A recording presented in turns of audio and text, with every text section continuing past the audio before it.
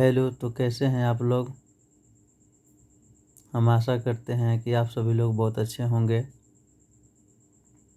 आज हम लोग गणित का अभ्यास देखेंगे और इस अभ्यास से आपको परीक्षा में 1 से 2 नंबर प्राप्त होगा। यदि आप इन सभी प्रश्नों का सही से उत्तर कर लेते हैं तो आप निश्चिंत रहें कि आपको आकलन परीक्षा में या जेटेट परीक्षा में आपको 1 से 2 नंबर ज़रूर प्राप्त होगा। तो देखिए, हम लोग आज क्वेश्चन को शुरू करते हैं। इनमें से सबसे बड़ी संख्या कौन है। तो देखिए, इसमें जो प्रश्न देख रहे हैं इसमें सबसे बड़ी संख्या बताना है। तो आप देख लीजिए यहाँ से 5385, 5985, 5386 और 5396। तो इसमें सबसे बड़ी संख्या कौन है। तो बहुत इजी सवाल है, इसलिए इसमें कोई ज़्यादा हम लोग आगे बढ़ेंगे। आगे है, दिए गए संख्याओं में सबसे छोटी संख्या छांटना है। दिए गए संख्याओं में सबसे छोटी संख्या है, तो सबसे छोटी संख्या कौन है। देख लीजिए, एक तो 1800 है, 1600 है, 1900 है, 1700 है। तो इसमें सबसे छोटी संख्या कौन हो गया, तो 1622। ठीक। आगे देखिए, 0, 3 एवं 9 का प्रयोग कर 3 अंकों की संख्या बताइए जो सबसे छोटी हो, जिसमें अंकों की पुनरावृत्ति न हो। तो देखिए, 3 अंकों की सबसे छोटी संख्या बताना है, लेकिन कौन, जिसमें 0, 3 और 9 शामिल हो।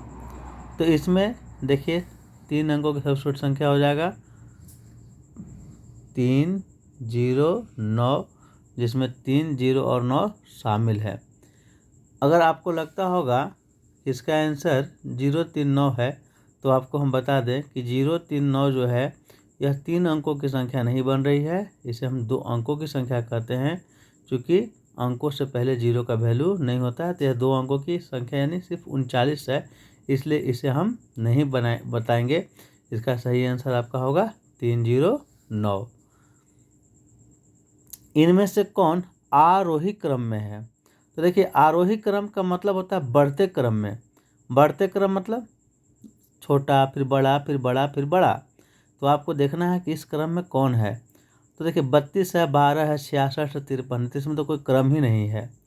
देखिए, 12 है, 32 है, 53 है, 66 है। तो यह एक क्रम से है कि 12 है, 12 से बड़ा 32 है, 32 से बड़ा 53 है, 53 से बड़ा 66। तो यही आपका हो गया आरोही क्रम में।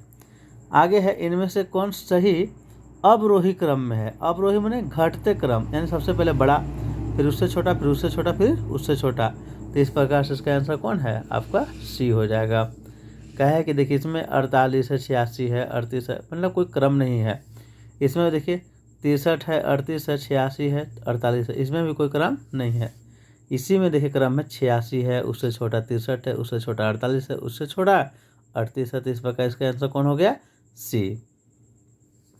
तो आप लोग इसको देखिए, बनाने का प्रयास कीजिए। और एक चीज़ आप लोग को हम देख रहे हैं कि शायद आप लोग को वीडियो लाइक करना नहीं आता है, कि आप लोग जानबूझकर लाइक नहीं करते हैं। अगर आप लोग को सही में वीडियो पसंद पड़ता है या इससे अगर आपको फ़ायदा हो रहा है, तो आप अभी तुरंत वीडियो को लाइक करें। इसके बाद हम लोग आगे बढ़ेंगे। देखिए, आगे जो प्रश्न है, 1 मिलियन किसके बराबर होता है। तो 1 मिलियन जो है 1 लाख के बराबर होता है, कि 1000 के बराबर होता है, कि 10 लाख के बराबर होता है। तो आप ध्यान रखेंगे कि 1 मिलियन बराबर 10 लाख होता है। आगे है, 1000 को रोमन अंक में किससे दर्शाते हैं। तो देखिए, 1000 को दर्शाना है। देखिए, ये जो भी लिखा हुआ है इसका मतलब 5 होता है, आप जानते होंगे। एल लिखा हुआ है, इसका मतलब क्या होता है, 50 होता है। तो एम लिखा हुआ है, इसी का मतलब क्या होता है, 1000। यानी कि रोमन अंक में एम द्वारा 1000 को दर्शाया जाता है। अगला प्रश्न है कि सबसे छोटी पूर्ण संख्या क्या है। तो आपको हम बता दें कि पूर्ण संख्या जो होती है वह 0 से शुरू होती है। तो सबसे छोटी आपको पूर्ण संख्या में 0 होगा। ठीक है। पूर्ण संख्या में जैसे 0, 1, 2, 3, 4, 5, 6 ये सब क्या है, पूर्ण संख्या है। तो सबसे छोटी कौन है, तो 0। यहाँ पे देखिए यह क्वेश्चन बहुत ही बार बार फंसाता है लोगों को। 97 का परवर्ती संख्या क्या है, तो परवर्ती मतलब उसके बाद का संख्या।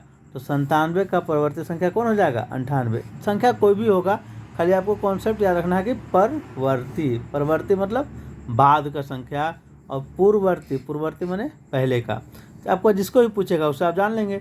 जैसे यह नीचे है कि 1000 का पूर्ववर्ती संख्या क्या है, तो 1000 से 1 कम करेंगे, तो 1 कम करेंगे तो कौन हो जाएगा, 999। इस प्रकार 10वां का आंसर क्या हुआ, 10वां का आंसर ए हुआ। तो अभी हम लोग और भी प्रश्न देखेंगे। अगर अभी तक आप लोग वीडियो को लाइक नहीं किए हैं, अगर चैनल को सब्सक्राइब नहीं किए हैं, तो हम बोलेंगे कि आप चैनल को सब्सक्राइब कर लीजिए, क्योंकि यह वीडियो अब आपको बार बार शेयर नहीं किया जाएगा। अगर आप सब्सक्राइब कर लेंगे तो जैसे ही वीडियो अपलोड होगा, आकलन परीक्षा से संबंधित या जेटेट परीक्षा से संबंधित, तो वह वीडियो आपके पास सीधे ऑटोमेटिक मोड में पहुंच जाएगा। कब, जब आप चैनल को सब्सक्राइब करेंगे तब। तो अगर अभी तक आप हमारे चैनल को सब्सक्राइब नहीं किए हैं, तो आप अभी जाकर तुरंत सब्सक्राइब के बटन को दबाएं, आपका चैनल का हो जाएगा, सब्सक्राइब हो जाएगा, और उसमें बेल आइकन को भी दबा देंगे। तब फिर हम लोग और क्वेश्चन को आगे देखते हैं। देखिए अब हमारा अगला क्वेश्चन है, सबसे छोटी प्राकृतिक संख्या है। तो सबसे छोटी प्राकृतिक संख्या 0 है, 1 है, 25 ना 25 है, कि इनमें से कोई नहीं है। देखिए पूर्ण संख्या शुरू होता है 0 से, प्राकृतिक संख्या शुरू होता है 1 से।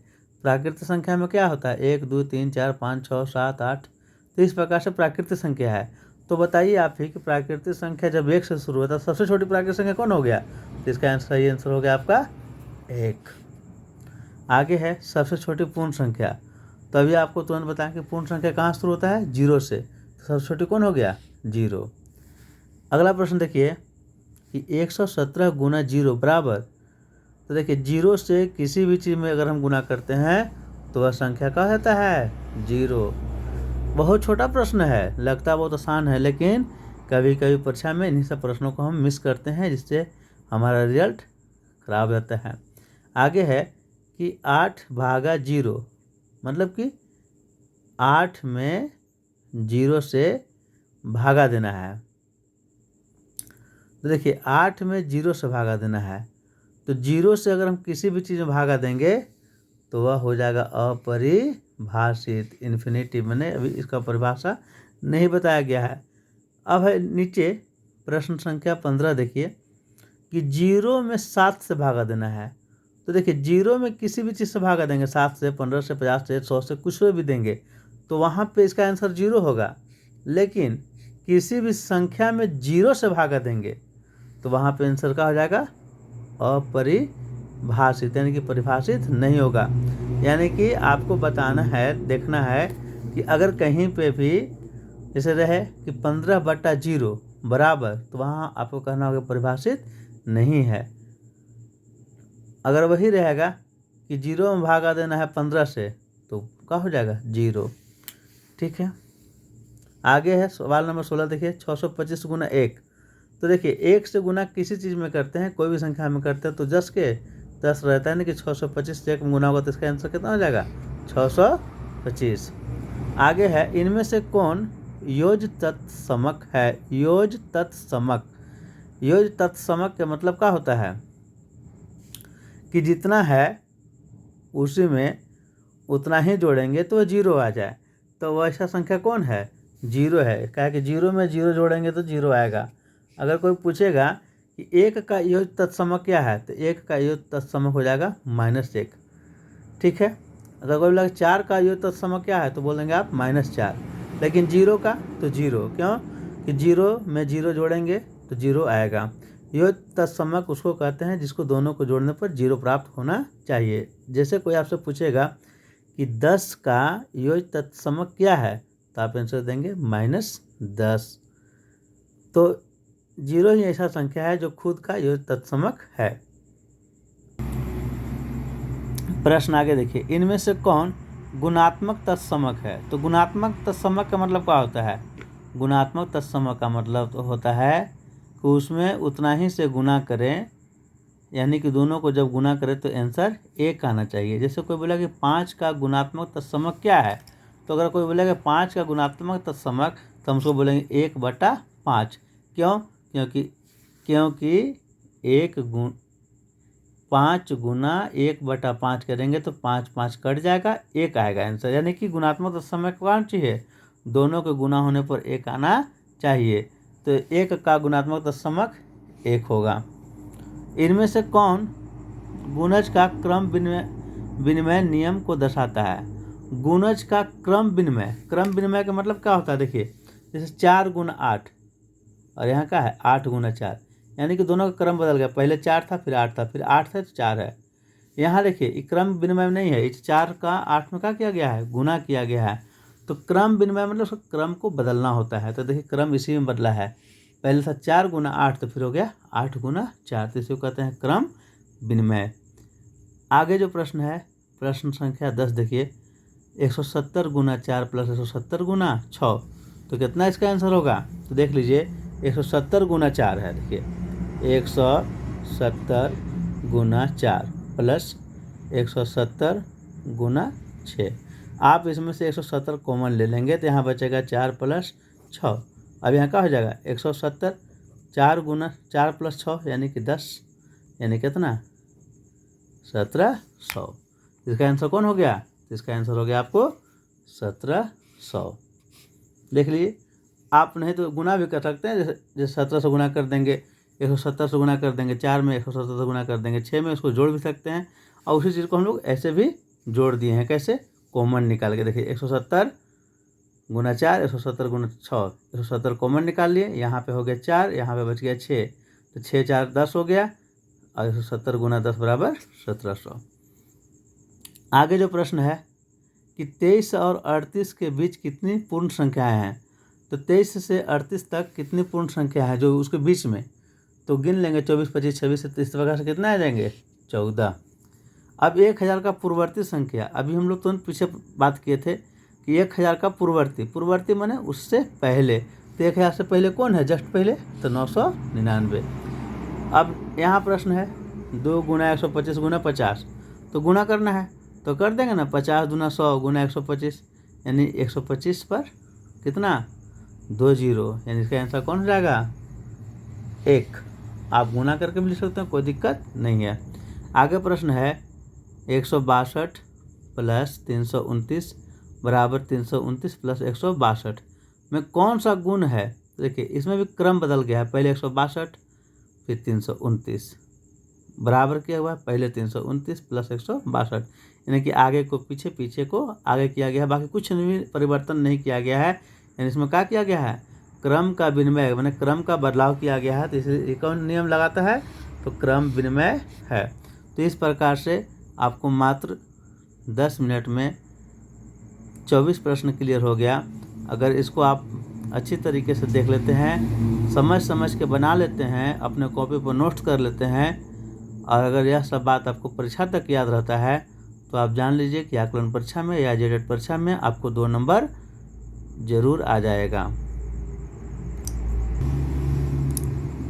और यदि आप इसी तरह के और भी वीडियो देखना चाहते हैं तो आप हमारे डिस्क्रिप्शन बॉक्स में जाएं, और वहां पे टेलीग्राम ग्रुप का लिंक दिया गया है। आप टेलीग्राम ग्रुप का लिंक को ज्वाइन कर लें, जहां पे आपको आकलन परीक्षा एवं जेटेट परीक्षा से संबंधित बहुत सारे PDF एवं वीडियो प्राप्त होंगे। आप उससे तैयारी करें तो आपको निश्चित रूप से सफलता प्राप्त होगी।